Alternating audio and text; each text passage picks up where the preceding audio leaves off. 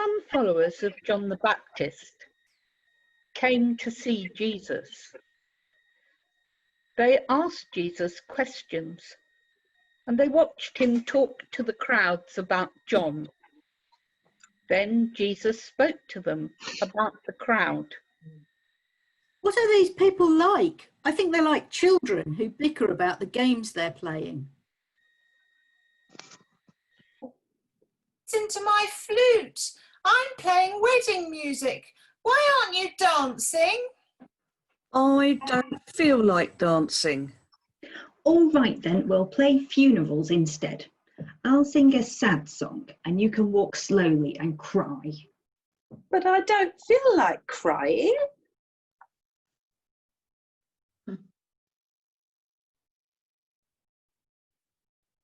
People are never satisfied.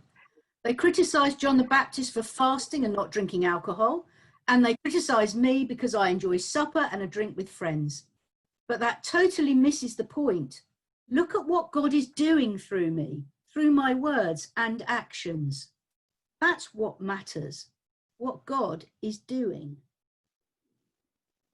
Another time, after Jesus had been talking to a crowd of people, including his own disciples, he stopped to pray to God, his Father. He said something like this: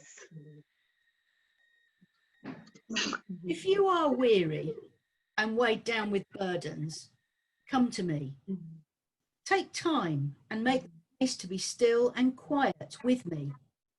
Share your burdens with me and learn from me, because I am gentle and kind and my burden is light.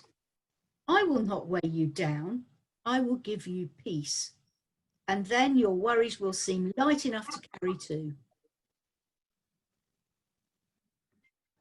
So we've got to the end of the story of Ruth, and what a story it's been. We have listened to 4 great sermons, all very different but brilliant in their own ways. And we have learnt a new Hebrew word, hesed. Based in a covenantal relationship, hesed is a steadfast love, a rock-solid faithfulness that endures to eternity. As it says in Isaiah 54, "For the mountains may depart and the hills be removed, but my steadfast love, hesed, shall not depart from you."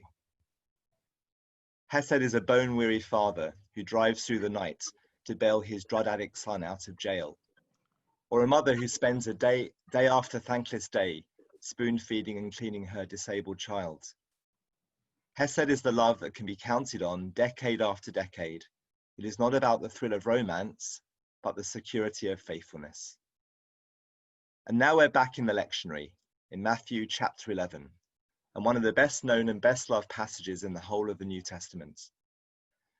"Come to me, all you that are weary and are carrying heavy burdens, and I will give you rest.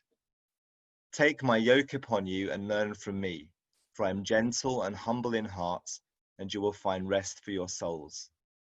For my yoke is easy and my burden is light." But let's start with the beginning of the lectionary reading. To what will I compare this generation? It is like children sitting in the marketplaces and calling to one another. "We played the flute for you, and you did not dance. We wailed, and you did not mourn. For John came neither eating nor drinking, and they say, he has a demon. The Son of Man came eating and drinking, and they say, look, a glutton and a drunkard, a friend of tax collectors and sinners. Yet wisdom is vindicated by her deeds." In the book of Deuteronomy, Moses lays out some commands and gives some warnings. Beware of false prophets, he says, who will try and lead you astray from following Yahweh. Beware also of the rebellious son who refuses to obey his parents. They should bring him to the town gate, where, as we know from the story of Ruth, all the main business is done, and before the elders, and say, "This son of ours is stubborn and rebellious. He will not obey us. He's a glutton and a drunkard." But where have we just heard that sort of thing? In this passage, on the lips of Jesus himself. He's a binge drinker and a party goer, just like the rebellious son in Deuteronomy, leading Israel astray. Later in the book, he's accused of being a false prophet too. But what does Jesus accuse the crowd of being like? Jolene and I once went on holiday with some family members. At lunch one day, our young nephew was offered a yogurt, which he refused. When his mother went to take it away, he complained that he now wanted it. Then he said he didn't want it. Then again that he did. This went on for quite a while, by which point I was ready to throw the yogurt, and probably him, out of the kitchen window. This is how the crowd in the story is behaving. Nothing will please them. They criticize John for being a loner and weird. They criticize Jesus for partying too much and mixing too much with ordinary people. Yet John had moved people's hearts to God as they had not been moved for 400 years. And in Jesus, they were finding new life and a new access to God. But wisdom is vindicated by her deeds. Or as Tom Wright nicely puts it in his translation, wisdom is as wisdom does, which sounds to me to be like the sort of thing Forrest Gump would say. Wisdom is as wisdom does. In passing, it's interesting to note that God used both Jesus and John powerfully, in spite of their differences in character and approach. And isn't that a lesson for us too?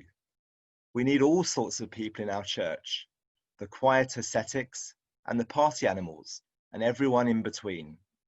And God can and wants to use all of us to spread his good news. So why doesn't the crowd want to respond to Jesus' message? Well, perhaps it's because he's not doing what they expected him to do. Even his cousin, John the Baptist, who was stuck in Herod's dungeon, was beginning to have doubts. Back at the start of this chapter, he sends some of his disciples to Jesus to ask, "Are you the one who is to come, or are we to wait for another?" The crowd's vision of the kingdom, and John's too perhaps, was all about revolution and violence, a holy war against an unholy enemy. If Jesus really is the Messiah, the true King of the Jews, then he should be ousting Herod, becoming king in his place, and getting rid of the Roman occupiers while he's at it. But this is not what Jesus is doing. It's like he's working to a completely different script. He's going around performing miracles, healing people, befriending tax collectors and sinners, people whom strict Jews would regard as outsiders, not keeping the Torah properly. He was gaining lots of publicity and a great reputation, but not for doing what John and many others thought he should be doing. They didn't get it, and they didn't want it. And they made up all sorts of excuses to avoid the issue. Not a lot has changed in 2,000 years. But there were, and are today, some who did get it. At that time, Jesus said, "I thank you, Father, Lord of heaven and earth, because you have hidden these things from the wise and the intelligent, and have revealed them to infants. Yes, Father, for such was your gracious will." In this upside-down kingdom, or should it be called right way up kingdom, the ones responding to the message are called infants, and the ones opposing are wise and intelligent. What does that mean? Isn't the Bible full of exhortations to seek wisdom? Jesus is speaking out of his experience. The rabbis and experts were rejecting him, and the simple people were accepting him. The intellectuals had no use for him, but the humble welcomed him.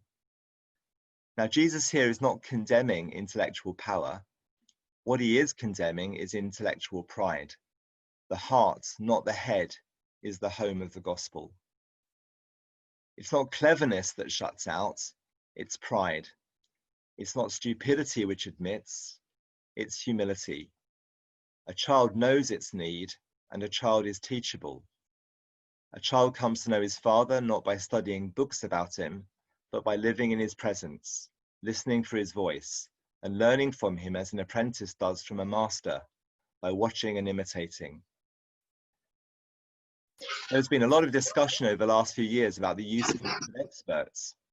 Remember Michael Gove in 2016 claiming that the people of this country have had enough of experts. More recently, and especially during this COVID crisis, experts have regained, rightfully I think, their place at the forefront of decision making. But this is not true of the experts in the law in Jesus' time. All that time given over to Torah study, trying to tease out the finer points of the law, was not getting them closer to God.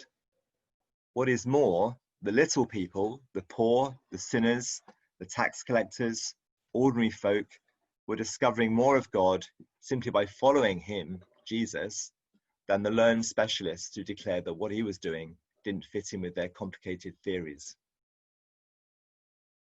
This passage closes with the greatest claim that Jesus ever made and the sweetest invitation. All things have been handed over to me by my Father, and no one knows the Son except the Father, and no one knows the Father except the Son, and anyone to whom the Son chooses to reveal him.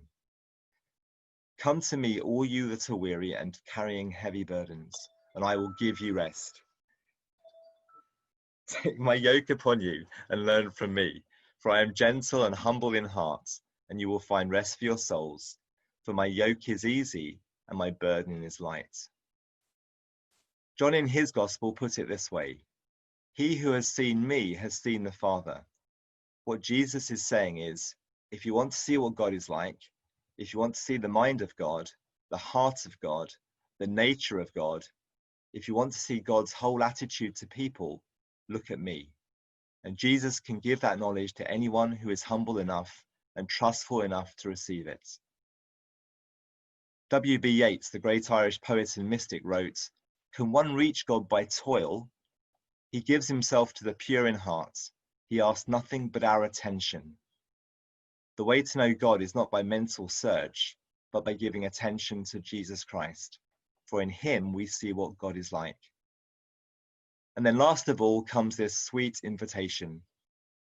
Come to me, all you that are weary and carrying heavy burdens, and I will give you rest. Take my yoke upon you and learn from me, for I am gentle and humble in heart, and you will find rest for your souls. For my yoke is easy and my burden is light. The Pharisees had spoken of people being called to carry the yoke of the Torah, the heavy burden of the Jewish law with all its commandments.